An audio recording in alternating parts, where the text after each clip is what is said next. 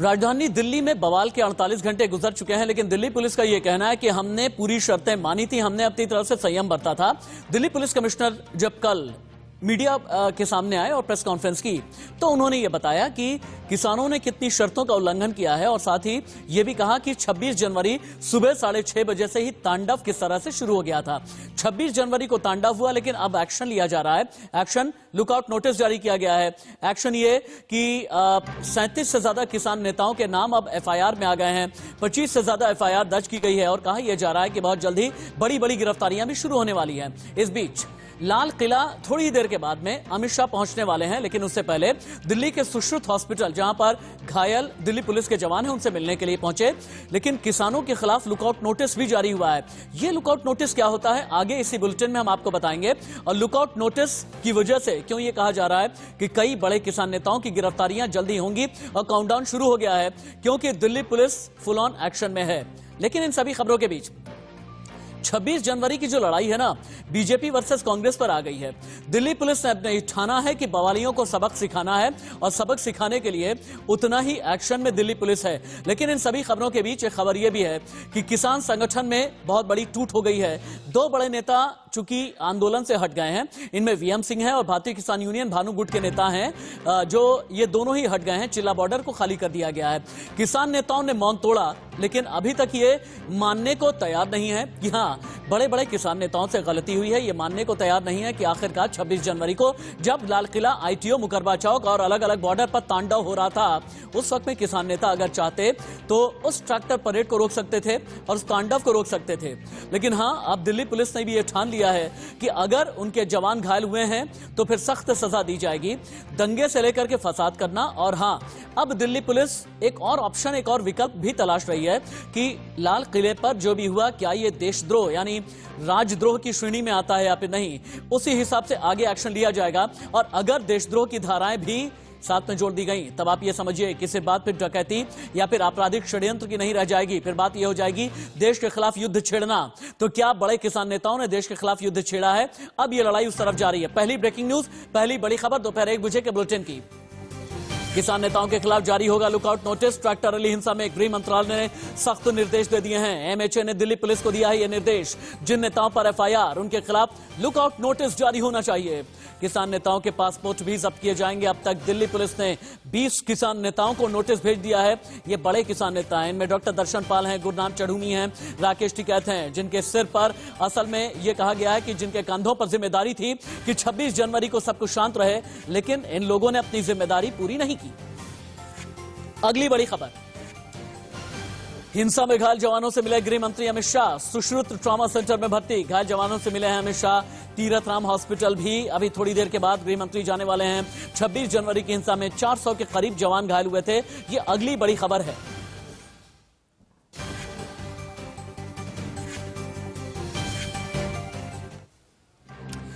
Singhu border पर लगातार 64 दिनों से किसानों का धरना जारी है। इसके बाद अब वहां आसपास रहने वालों को काफी परेशानी हो रही है। कई लोग ऐसे हैं जो ये कह रहे हैं कि भाई हमने बहुत बवाल 2 महीने से ज्यादा झेल लिया है, अब सिंगू बॉर्डर खाली होना चाहिए। आसपास के जो गांव वाले हैं उन्हें यह लगने लगा है कि कहीं ऐसा ना हो कि आगे अगर ये तांडव बढ़ा तो इसकी आंच उन पर, उनके परिवार पर, उनके गांव वालों पर भी आए। और यही एक डर है। जब ऐश्वर्या जैन ने इन गांव वालों से बात की, उन्होंने हाथ जोड़ करके ये कहा कि अब यहां से किसान हट जाएं तो बेहतर है, अब यहां से बवाल खत्म हो जाए तो बेहतर है। हमें नहीं चाहिए कोई आंदोलन, हमें नहीं चाहिए कोई क्रांति, हमें नहीं चाहिए कोई बवाल, अब हमें सिर्फ शांति चाहिए। क्योंकि 26 जनवरी को जो पूरे देश ने देखा है, इसके बारे में हमें भी पता है। अभी तक हम किसानों के साथ में थे, हमारी सिंपैथी किसानों के साथ में थी, लेकिन अब हमसे बर्दाश्त नहीं हो रहा है। गांव वालों से बात की है इंडिया न्यूज संवाददाता ऐश्वर्या जैन ने। इस वक्त हम सिंगू बॉर्डर पर मौजूद हैं और जो लोग मेरे साथ मौजूद हैं ये भी किसान हैं और ये सिंगू गांव से बिलोंग करते हैं। यहाँ पर तमाम किसानों से हम बात करेंगे और समझने की कोशिश करेंगे कि आखिर जो 62-63 दिन से लगातार सिंगू बॉर्डर पर आंदोलन चल रहा है, उनसे क्या इनको समस्याएं हो रही हैं, क्या ये किसी कानून के भी खिलाफ है, क्योंकि ये भी एक किसान है और इनसे ही जानेंगे। आप बताइए, कितनी 62 दिन से लगभग सिंगू बॉर्डर बंद है, कितनी तकलीफ आपको हो रही है? क्या आप इस आंदोलन के समर्थन में हैं या फिर आप इसके विरोध करते हैं? क्या है? समर्थन में थे, लेकिन जो कल जो कांड इन्होंने किया है, हम बिल्कुल समर्थन में नहीं है इनके। हमारे गांव का इनने एक किस्म का चैनी बना दी। रास्ता ब्लॉक कर दिया। ऐसा नहीं जो हमारे गांव में जो बंद हो, कोई बीमार हो जाए तो हम उसको लेकर बाहर निकल जाएं। चारा भी नहीं जा सकते भाई, चारा नहीं ले सकते हम अपने ढोरों के लिए। हमारी औरतें बाहर नहीं निकल सकती, बच्चे नहीं निकल इससे फालतू और क्या होगा हमारे साथ। आप किसान हैं? हाँ, सिंगू का एक्सपर्ट आंतरवीर सिंह। आप ये बताओ कि कितनी दिक्कत हो रही है सिंगू गांव? दिक्कत में सारी हो रही है, हमारा ब्लॉक हो रहा है गाँव में, 4 रोड का घिर रहा है, ट्रैफिक 4 रोड का प्रदूषण हो रहा है, माँ हार्ट अटैक का मरीज रहा, मैं मरवा रहा। हमारी औरतें खेत में नार नहीं ला सकती है, इन्हें उठा दो यहाँ से। आप बताइए, 62 दिन से सिंगू बॉर्डर पर यहाँ पे आंदोलन चल रहा है, लाल किले पर जो हुआ, क्या वो किसान आपको नजर आ रहे थे? जो आप, क्योंकि आप लोग भी किसान हैं और कृषि कानून के खिलाफ ही ये लगातार आंदोलन चल रहा है। नहीं, वो किसान नहीं थे बिल्कुल। जहाँ हमारे रास्ते ध्वज फहराया जाता है उधर उन्होंने 1% जो सिख है उन्होंने अपना झंडा फहराया, ये सबसे बड़ी गलती है इनकी। और इसी वजह से हम इनसे नाराज है, हम इनके समर्थन में नहीं है। कुछ पहले हम समर्थन में थे, अब इनसे समर्थन हम नहीं मानते इस चीज को। अच्छा, लगातार कृषि कानून के खिलाफ ही आंदोलन चल रहा था, एक नींव रखी थी कि तीनों कृषि कानून को वापस लें और ये आंदोलन तब खत्म हो जाएगा। आप भी किसान हैं, आप कृषि कानून के खिलाफ हैं या फिर आप कृषि कानून का समर्थन करते हैं? भाई साहब देखो, हम तो पहले थे, मगर जो इन्होंने 26 जनवरी को किया है जो हमारे रास्ते इस तरीके से नहीं होना ये चाहिए। नहीं होना चाहिए। कृषि जी कानूनों के बारे में ये सरदार भी नहीं जानते है क्या चीज। कृषि कानून बिल्कुल सही है, उसमें है 2-4 वो है कमियां, उसमें संशोधन के लिए सरकार बिल्कुल तैयार है, करना चाहिए और उसको मानना चाहिए। कॉन्ट्रैक्ट फार्मिंग नहीं हो रही पंजाब में, अब अभी भी हो रही है ना, उसमें किसकी जमीन चली गई? लोगों को बरगलाया गया है। अकाली दल का जो है ना, वहाँ 80% 90% आड़तियान का वो है, वहाँ दबदबा उसमें पंजाब में दुकानों का, आड़तियान का, वो सब यहाँ इकट्ठे हो रहे हैं। आप बताइए, क्या क्या दिक्कत? आज की हमारे गांव की 3 दिन से इतनी बुरी हालत है कि चारों तरफ से इन्होंने घेर लिया है। और ऐसा भी नहीं कि इमरजेंसी के अंदर अगर किसी को कोई हार्ट अटैक आ जाए या किसी को चोट लग जाए, कोई भारी बीमारी है, बाइक तो दूर, पैदल निकलना भी दूभर है। तो सबसे हमें यही परेशानी है कि प्रशासन से भी और हम आसपास के गांव से भी अनुरोध करेंगे कि यहाँ के एक मीटिंग करें और उसके तहत आगे इनसे बात करें और बात करके या तो राजी मान जाए और नहीं तो फिर रामफल की तरिया मानेंगे। ये ना कहीं ये तमाम जो गांववासी हैं, सिंगू गांववासी हैं, और साफ तौर पर इनका कहना है कि अगर कोई इमरजेंसी भी आ जाती है तो हम यहाँ से नहीं निकल पाएंगे। हमारा जो ये भी किसान है और कहीं ना कहीं खेती पर भी एक बहुत बुरा असर पड़ रहा है। साफ तौर पर निराश यहाँ पे नजर आ रहे हैं। सिंगू बॉर्डर से ऐश्वर्या जैन की रिपोर्ट आप देख रहे थे, जहां पर बॉर्डर के आसपास के गांव वाले जो लोग हैं बहुत ज्यादा परेशान हैं। लेकिन अभी लाल किला पर क्या चल रहा है, 2 दिन के बाद में लाल किला का हाल क्या है? और चूंकि गृहमंत्री अमित शाह सुबह से ही ऐसी खबर आ रही है कि कभी भी लाल किला का जायजा लेने के लिए पहुंचेंगे और गृह मंत्रालय की एक बहुत बड़ी टीम भी पहुंचने वाली है। सीधे हम वहीं का रुख कर लेते हैं। आदित्य नायर दिल्ली के लाल किला से लाइव मेरे साथ में जुड़े हुए हैं। आदित्य, गृह मंत्री कब पहुंचने वाले हैं, खबर क्या है? और उससे पहले अभी हलचल क्या है? और दिल्ली पुलिस की इन्वेस्टिगेशन प्रीमाइस के आसपास अभी तक क्या क्या हुई है? जी देखिए, दिल्ली पुलिस ने कल भी यहाँ पे पूरा एक हिसाब लिया था कि यहाँ पे क्या क्या तोड़ा फोड़ा गया है। आप देख सकते हैं कि ये एक गेट हुआ करता था जो अपने टीवी स्क्रीन पे अभी वो वहाँ पे बैरिकेड लग गया क्योंकि ये पूरा गेट ही उखाड़ दिया गया है।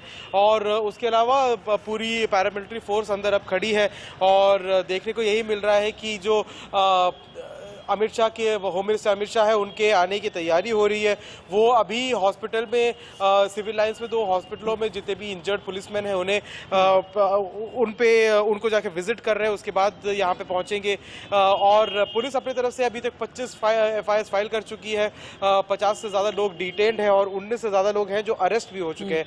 तो इस मामले में धीरे धीरे पुलिस अब फेशियल रिकग्निशन और बाकी सारे सॉफ्टवेयर का इस्तेमाल कर करके लोगों को आइडेंटिफाई कर रहा है और एक एक करके लोगों को अरेस्ट भी कर रहा है। अभी ठीक 2 मिनट के बाद आपके पास में दोबारा आता हूं, क्योंकि एक आपकी रिपोर्ट दिखानी बहुत जरूरी है।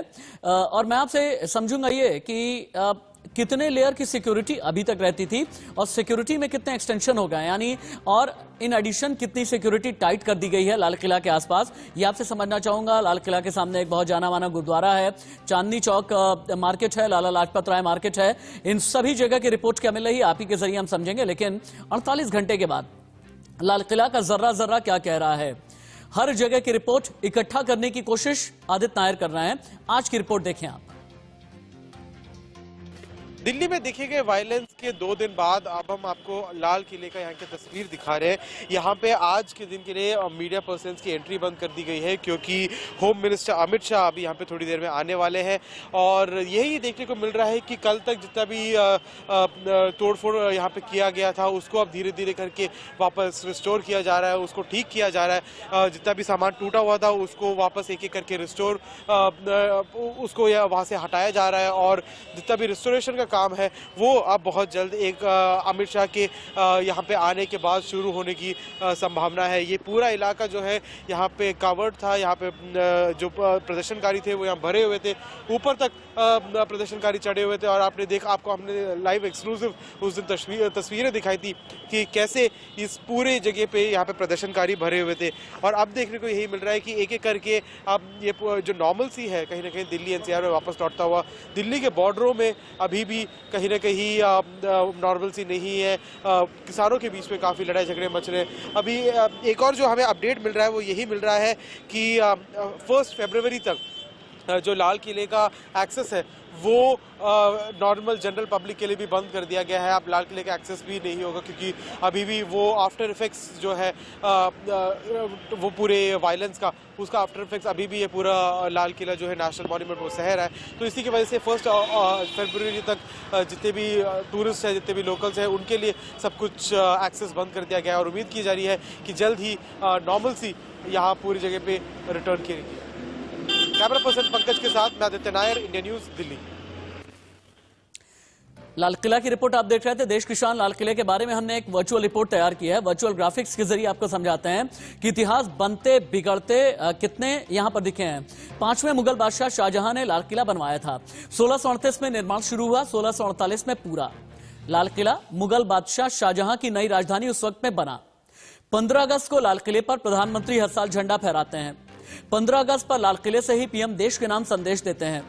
लाल किले की दीवार से लगे 2 गेट हैं, दिल्ली गेट, लाहौरी गेट। पूरी दिल्ली की पहचान है ये। किले के अंदर दीवाने आम बादशाह के बैठने के लिए बनाया गया है। यहां भी तोड़फोड़ की गई। दीवाने आम के पास ये खुला मैदान है जहां पर निहंग सिख घुसे। लाल किला में बनी मोती मस्जिद को 1659 में बनाया गया था, इसे भी तोड़ने की कोशिश। मोती मस्जिद औरंगजेब की निजी मस्जिद थी। 11 मार्च 1783 को सिखों ने दीवाने आम पर कब्जा किया और ठीक 26 जनवरी को ऐसा करने की कोशिश।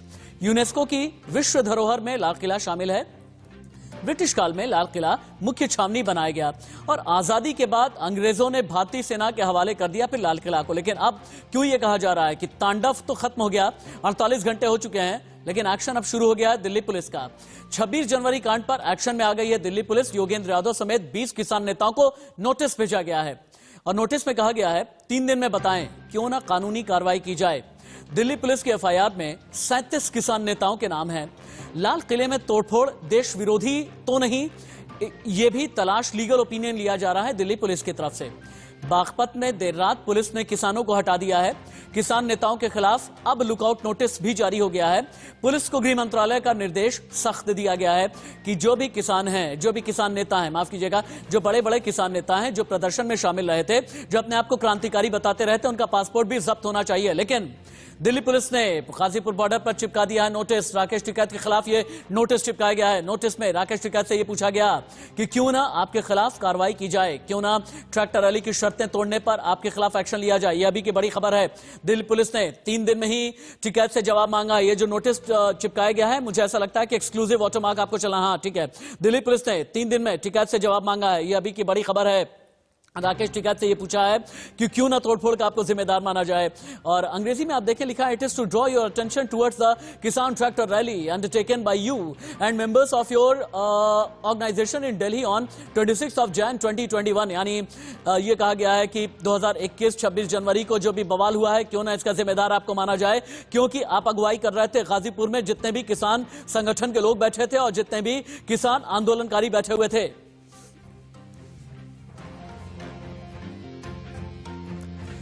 लेकिन ट्रैक्टर रैली हिंसा के बाद गाजीपुर बॉर्डर पर आज सन्नाटा है। गाजीपुर बॉर्डर पर रात भर बिजली गुल रही। कैंप्स में भी रात भर अंधेरे में रहे किसान। पुलिस पर किसानों के कैंप की बिजली काटने का आरोप है। किसान आंदोलन को अस्थिर करना चाहती है पुलिस, ये कहना है किसान का। कल भी जो किसानों की प्रेस कॉन्फ्रेंस हुई है, तस्वीरें आप देखें, ये देर रात की तस्वीरें हैं। मुझे ऐसा लगता है कि बैक टू बैक दो तस्वीरें चलाइए, कल की तस्वीर और आज की तस्वीर, जहां पर गाजीपुर बॉर्डर पर आज के हालात क्या हैं हम देख पाए। दो तस्वीरें आप देखें, कल की जो तस्वीरें हैं, रात भर बत्ती गुल रही, ये कल की तस्वीरें हम आपको कल शाम की दिखा रहे हैं, और सुबह कितना सन्नाटा पसरा है ये भी आप देखें। लेकिन किसान नेता राकेश टिकैत ने दिल्ली पुलिस पर बिजली काटने का आरोप भी लगाया है। इंडिया न्यूज संवाददाता जतिन गोस्वामी ने राकेश टिकैत से बात की है, एक बार सुने। गाजीपुर बॉर्डर पर राकेश टिकैत जायजा लेने के लिए पहुंचे, क्यों पहुंचे सीधे उनसे हम बात कर लेते हैं। बिजली यहाँ कटी हुई है, क्या उसका कारण है? आप जायजा लेने के लिए भी हालांकि पहुंचे, क्या बात? वो ये कह रहे हैं कि ऊपर से फ्यूज उड़ गई। हाँ, मगर मिस्त्री बुलवा के जुड़ो, ऐसे कैसे कट गई बिजली? हाँ, किन से बात हुई? अधिकारियों का फोन करके। कई घंटे हो गए लेकिन ठीक नहीं की गई। हाँ, नहीं करेगी भाई, लड़ाई में कौन से ठीक करे, तंग तो करे हैं। हाँ, 3 घंटे एक बड़ा वक्त, और 2 महीने में पहली बार इतनी देर के लिए यहाँ बिजली गई है। हाँ, गई। सिंघू पर आप गए, मीटिंग हुई, आप बाहर आए, क्या कुछ हुआ? थोड़ा सा वहाँ पे ये हुआ कि जिसने लाल किले पे वो काम करा है उसको निकाला, उस संगठन को भी निकाला वहां से, और पंजाब में पूरा बहिष्कार उन लोगों का सबका है। हाँ, एक जो सिख कौम को बदनाम करने की कोशिश करी गई, हाँ, उसमें कौन षड्यंत्रकारी थे, उन सब का बहिष्कार हुआ। उन लोगों ने सबने अपने उससे निकाला उसको। आप भी चिन्हित कर रहे हैं? हाँ, हम भी चिन्हित कर रहे हैं, जिसने गलत काम तो गलत किया, कोई करेगा। एक शाम को शॉकिंग खबर यहाँ से आई, वीएम सिंह अचानक से कहते हैं कि वो आंदोलन खत्म कर रहे हैं, आप पर कुछ आरोप लगा देते हैं। ये कहते हैं कि सिर्फ एक टारगेट था कि एमएसपी छोड़ दिया, कृषि कानून छोड़ दिया, सारे मुद्दे छोड़ दिए, सिर्फ एक टारगेट था लाल किले पर जाना है। अच्छा, वो ये कहकर छोड़ गए। और वो कल तो उसके ट्रैक्टर भी गए थे उधर को, तो हाँ, लाल किले की तरफ को कल तक तो शामिल था वो। आज क्या हो गया? इससे कोई बात होगी? यही सवाल सबके जहन में। आप राकेश टिकैत को सुन रहे थे। राकेश टिकैत और बड़े बड़े किसान नेताओं के खिलाफ लुकआउट सर्कुलर यानी लुकआउट नोटिस जारी हुआ है, जिसे एलओसी कहते हैं। अब ये एलओसी क्या होता है, अब आप ये समझें। लुकआउट नोटिस या लुकआउट सर्कुलर एक ही चीज होती है, और ये किन्हें जारी किया जाता है? जो भागे हुए अपराधी हैं उनका पता लगाने के लिए लुकआउट नोटिस जारी होता है।